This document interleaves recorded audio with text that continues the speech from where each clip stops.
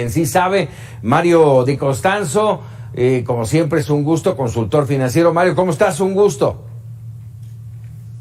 Un saludo a ti y a todo tu auditorio. A ver, ¿cómo ver este mensaje? Vamos, no hubo muchas cosas nuevas, por no decir nada nuevo de lo que generalmente nos dice el presidente todas las mañanas, pero ¿qué podríamos destacar?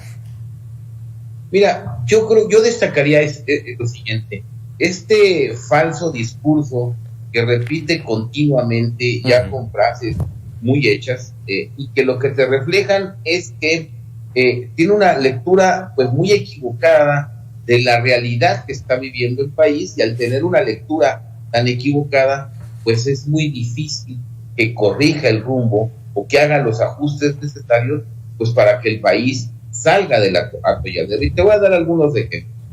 Se ha encargado, y lo repite en todo momento, que la deuda no se ha incrementado, y las estadísticas de la Secretaría de Hacienda le dicen que la deuda se ha incrementado más de lo normal. 2.1 billones en los primeros 3 años de gobierno, ya está comprometido un endeudamiento de casi 900 mil millones para el siguiente año, y ahí están las cifras, ¿no? Pues sí hay un endeudamiento. Estas leyendas, yo les digo leyendas porque son mitad verdad, mitad mentira, como por ejemplo el tema de las sucursales del Banco Bienestar.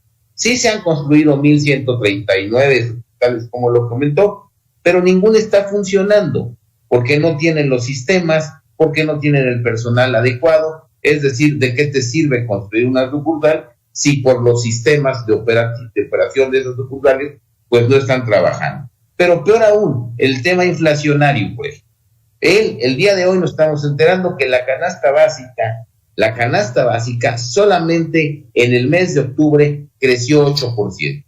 Te dice que el salario se ha incrementado 65%, me parece que fue el dato que ha dado durante su administración, lo cual es cierto. Si medimos el incremento hoy anunciado, que va a ser como de 172 pesos, 22% con respecto a este año que está terminando, y lo medimos contra 2018, pues sí, el incremento es del 60%. El problema es que el frijol, el arroz se han encarecido en el mismo plazo 74 y 77% respectivamente. Entonces, te dice estas medias verdades que a la larga son mentiras, y que la gente día a día pues lo ve en su entorno real, ¿no? No hay manera de que nos estemos recuperando. El día de hoy Banco de México está anunciando que se recorta la previsión del crecimiento para el presente año de 6%, ya la bajaron casi a 5.4%, aún no terminamos el año, se ve el entorno complicado, porque independientemente de la gravedad que pueda tener la nueva variante del COVID, pues está causando estragos económicos. ¿Qué quiere decir esto? Pues que ya algunos países cerraron fronteras, que se limitan viajes, en mayor o menor medida está retardando esta recuperación económica. Y por el otro lado, no vemos, cuando él habló de que se han incrementado los programas sociales, pues sí, y lo más alarmante es que a pesar de este incremento en los programas sociales, resulta que tenemos 4 millones más de gente pobre, que tenemos 15 millones de mexicanos más que se han quedado sin atención a la salud, que tenemos 6.3 millones de mexicanos que dejaron de pertenecer a la clase media, que hoy sabemos que casi 51 millones de mexicanos están en pobreza laboral, que 6 de cada 10 empleos que se están generando pues no alcanzan para que una persona cubra su canasta mínima de consumo, y que esto se va a hacer todavía más grave los próximos meses, porque la inflación pues sigue aumentando. Es un fenómeno mundial, sí, pero en México no está haciendo nada ni moviendo un dedo precisamente para tratar de evitar que suceda. Entonces, es un poco la misma cantaleta de siempre, pero con la gravedad de que si él en verdad cree lo que está diciendo ahorita, pues no va a haber manera en que se dé un giro o que se corrija lo que se está haciendo mal, para que este país pues se enfile a un año que va a ser muy, muy complicado, el 2022, pero llevando a cabo ciertas acciones pues que atenúen o que regresen el crecimiento a México. Y ahí están las cifras: bajan el crecimiento para hoy, bajan el crecimiento para 2022, con todas las consecuencias que esto tiene pero tal parece que el presidente se niega no a verlo, porque seguramente lo sabe, sino a decirlo y a aceptarlo, y por consiguiente tomar otro camino. Mencionó que pese a la pandemia se incrementó la recaudación en 400,000 millones de pesos y también dijo que se estableció que la corrupción es delito grave.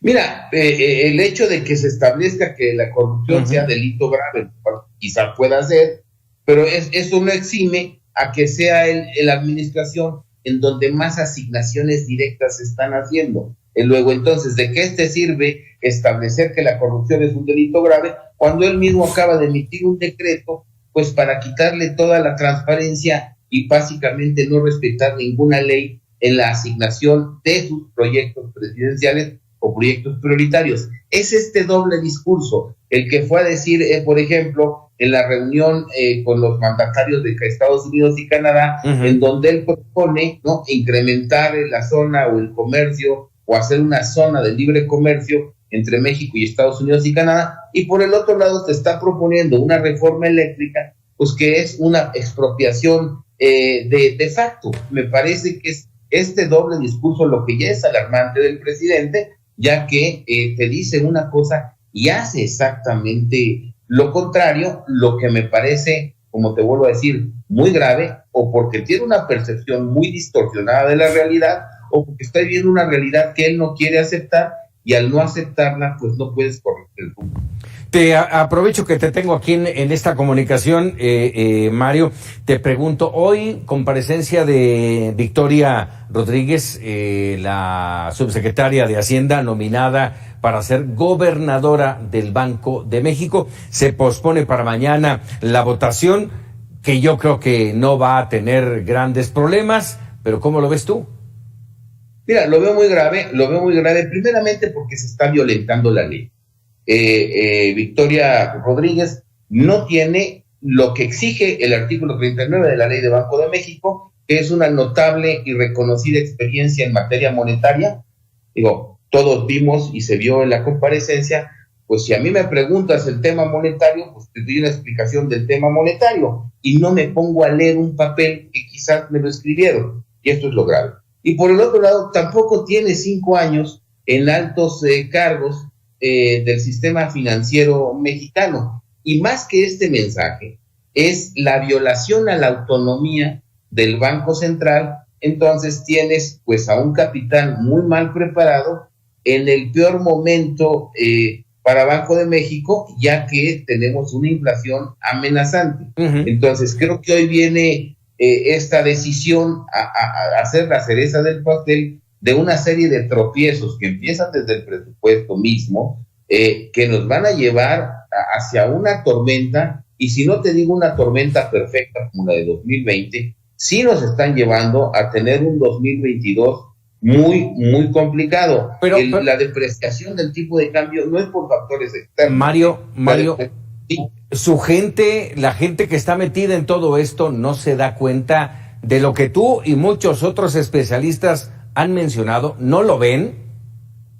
Mira, sí lo ven, y yo pienso que es muy lamentable, por ejemplo, lo digo abiertamente, el papel que está jugando, por ejemplo, Rogelio Ramírez de la O, que siendo un secretario de Hacienda fuerte, es una persona que sabe, lo conozco y sé que sabe, que permita que estén sucediendo estas cosas y que no levante la mano para decir nada al presidente. Me parece muy grave en el papel de los senadores, porque si bien es cierto que se está violentando la ley al proponer a una persona que no cumple los requisitos, pues se está violando también el senador que vote a favor de violar la ley, que a mí me parece, esto me hace gravísimo. Es una violación al Estado de Derecho, como quiera que sea que le llamemos a esto, porque la persona y el propio Senado o los senadores que estén votando a favor, pues están violentando la ley, y me parece esto es un mensaje gravísimo para el sistema de certidumbre jurídica en el país, que además es lo que está castigando a la inversión privada. Es decir, si no se respetan los marcos jurídicos para decisiones como estas, pues la inversión privada dice, no voy a ir a invertir porque yo no sé si respeten el que esté regulando al sector donde voy a invertir, además de las malas señales que están mandando en cuanto a cómo México va a atacar la inflación, que además es un fenómeno pues muy complicado que a lo mejor podemos platicar en otra ocasión, pero supuesto. rápidamente te digo que a lo mejor va a llegar un momento en que ni subiendo muchísimo la tasa de interés ya vas a poder controlar la inflación que tenemos, por el hecho de que lo que estamos teniendo es una inflación de un exceso de demanda ante mucho tiempo que tuvimos la planta productiva parada, que eso también es culpa del gobierno. Es decir, estamos pagando los errores que se cometieron en el 2020 y buena parte de 2021 de no haber tenido programas para salvaguardar la planta productiva y el empleo. Es como si tú tienes un carro estacionado y de repente lo quieres arrancar, el iniciar te demanda más energía y no la tienes. ¿Qué es lo que está pasando con la inflación? Mi decisión de consumo es mucho más rápida que mi decisión de inversión y de producción, y esto está generando este exceso de demanda que precisamente está elevando los precios. Me parece que no se ha entendido esto y muy grave porque no se están metiendo pues los correctores adecuados. Pues ya veremos mañana a ver qué decide el Senado. Por lo pronto, Mario y Constanzo, como siempre, agradecido. Francisco, muy buenas noches y un saludo a ti y a todos. Muchísimas gracias, Mario y Constanzo, consultor financiero. Vamos a hacer una pausa y regresamos con la historia del mundo.